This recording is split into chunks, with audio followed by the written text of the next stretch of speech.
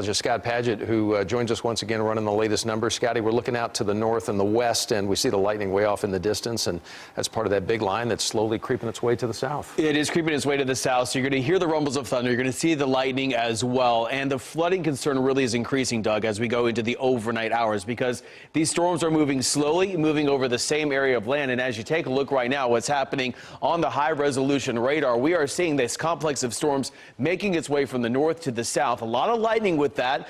You can see at times more than 500 lightning strikes showing up on this view.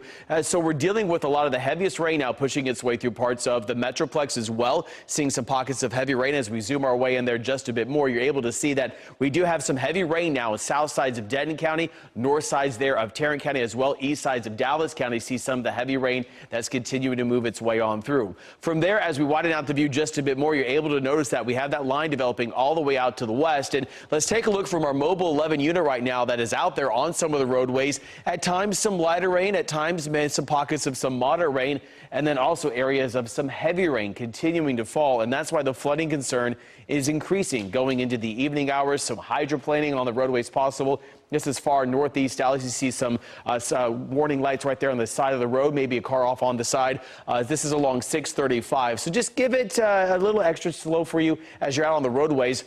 You can see near West Tawakoni, also Terrell, near Talty, some heavy rain in your neighborhood. Same story in north sides of Van Zandt County. From there, as we take a look down towards the south and the west, towards the west just a bit more, Palo Pinto County, in Parker County, some of the heaviest rain continuing to fall. Maybe winds gusting up to 40 to 50 miles per hour. Maybe some small hail as well within these storms. But the biggest threat, again, is going to be the flooding rains. And look at this. The storm total rainfall so far in some spots, anywhere between 2 to 6.5 inches of rain, and that's why we have a number of flood warnings being issued and still remaining in effect for tonight. On top of that, as we switch on over to Max 2, you're able to see that we do have the severe thunderstorm watch in effect. That does include the Metroplex, all the counties indicated here in yellow until 1 o'clock. So pretty much from near Meridian all the way up to near Paris, all the counties indicated in yellow, that severe thunderstorm watch remains in effect. So we're seeing a large amount of rain that's continuing to fall for us across parts of North Texas, and this is what's going on.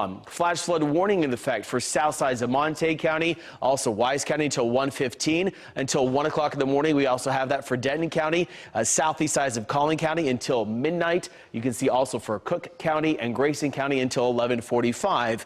We have that flash flood warning in effect.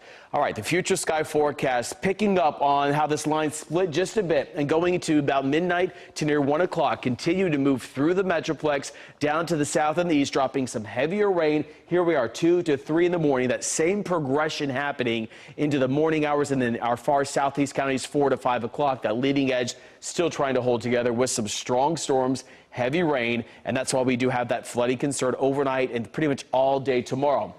That's round number 1 for us. So going into tomorrow, we still have that flash flood watch in effect all through the day into the evening hours. The same area that's seeing so much rain for right now.